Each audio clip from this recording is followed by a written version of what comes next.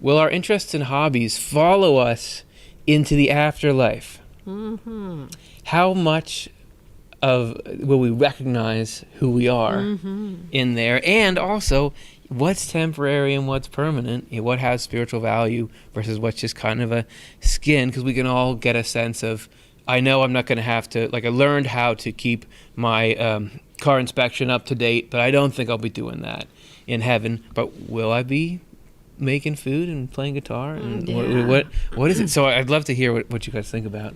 Well, remembering, just thinking of one description that Swedenborg gives in a couple of places, I think, about, well, actually, I guess maybe it's at the beginning of Married Love, because when he goes to a wedding there, maybe that's when he hears about it, where he describes the day of this town, this angelic town, and that they work in the morning, but then in the afternoon they just have time for recreation, and then they have family time in the evening, and so now I might be combining numbers, but as far as recreation time, it just seems like people do hobbies, people do things, and they, so it might be that same number, it might be different, where he describes people putting on plays, doing theater, playing games, having different things, and all of these activities are obviously for the mind, for strengthening your spirit and stretching your spirit in the way that we might use physical exercise to keep our bodies healthy. These are things that are keeping their spirits healthy. So it just seems like there's a value to that kind of variety, or even going to different events to have you to think in a new way that you hadn't before or something. Got to recharge the batteries too. Yeah.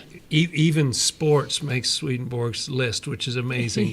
Right. These kinds of sports and games. Yeah.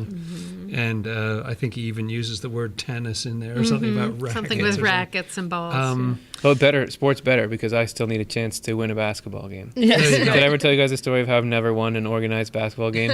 In 3 seasons of trying, my team was lost. No, I'll tell you about it later. Okay. Heaven is going to correct this, or else I'll be very disgruntled. Yes. Okay. You've got eternity to work on it. And something else that Swedenborg said, first of all, I think that the answer would be a yes, that our interests and hobbies do follow us into the afterlife. They're things that are sort of imprinted on your heart, and so you just love those things. But Swedenborg also says that those kind of things turn into things that correspond. And frankly, I find what he says about it a little difficult to understand. Yeah. Train spotting here equals what, I don't know what that turns into, but I can imagine all those things have some kind of spiritual component that have the same delight in it. But it may not be collecting stink bugs, it may be collecting the spiritual equivalent of stink bugs or something, I don't know. Whatever people's hobbies are, what spiritual stamps are or whatever in a telepathic world, I don't know. I was thinking of that same thing, that turns into the pleasures that correspond. And at times it seems obvious that, if you have a joy in like cultivating earth here, that could turn into cultivating things in the minds of people. But it also seems like there's still people who are gardening. So where does that drop off? And I feel like there's got to be, speaking of sports, you see you'll often see there's a kid who has some kind of terminal illness or something. And for one thing, a young kid, and what they want to do is they have like a favorite basketball player. And you see like a picture of him with the basketball, and he's like, I got to practice with the team. This is so cool. It's like a heartbreaking situation, but there's something about getting to see the essence of the hobby that you love. There's got to be something of that on the other side. Like people that had really treasured something, it's like you get to meet Super Mario or something on the other side. I don't know how that fits in, but part of me feels like there's got to be that emotional resolution of you get to like dive into the essence of, instead of just pretending that you're whatever kids play, Dungeons and Dragons or something, you really go on a quest. There's got to be some kind of living that out, right? Yeah, right. I have no Swedenborg to back that up, but there's got to be. Okay. Seems like it. Yeah, well, Swedenborg says that love is eternal, and so it's an interesting question. At what level are the loves of our hobbies and interests? I mean, like I love music. And that seems like something worth loving. But one time I remember feeling like oh, not even that is spiritual, because it just feels good. Like, you can feel this vibration when you're humming, and that's all it is. It's just a physical. So it's probably going to go out the door when I die. But I'm not laughing at your grief around that. You just were very distraught. I could tell. It was a distraught moment. But anyway, so I just don't know. I don't know. What are the levels of love? That's an eternal love and a non-eternal love.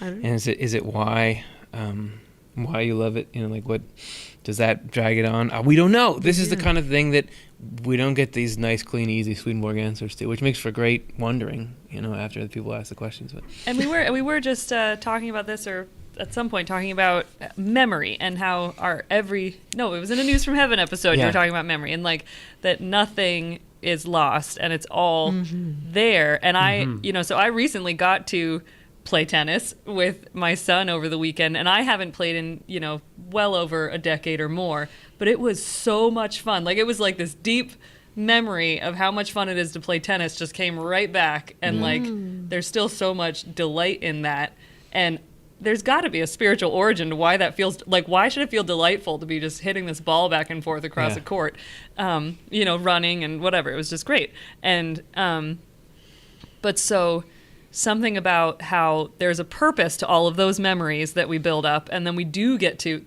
like, the Lord wants us to experience the joy of getting to be in those again, or revisit them, or however they end up feeding into our time in the afterlife. But like, whether I would get to play tennis again in this life, or if it weren't until the next life, that's still there, just sort of waiting for a chance to like bring you some more joy sometime or something. Yeah. Well, I'm having the thought that I wonder whether the passion actually increases. Yeah. Like Cara's going to love music more. Right. Because in some ways Swedenborg describes the flesh as actually kind of limiting our access to the feeling that is underneath it. And so I think it may increase rather than sort of washing out, Not to mention time. I mean, I don't really have much of a bucket list, but I have a huge after the bucket list. No basis in Swedenborg at all, as far as I know. But I can't wait to be a carpenter and a cello player, Right. You're like, okay, well, I'll fit you in 400 years, That's right. but I'll get there. That's right. And maybe, Chelsea, what you were saying made me think of Swedenborg claiming that all our states of life return after death. Right. It's that tennis state was in you there, and if you hadn't been playing with your son, it wouldn't have come out. But do we revisit all that, and that would include the joy of hobbies? And all right, great.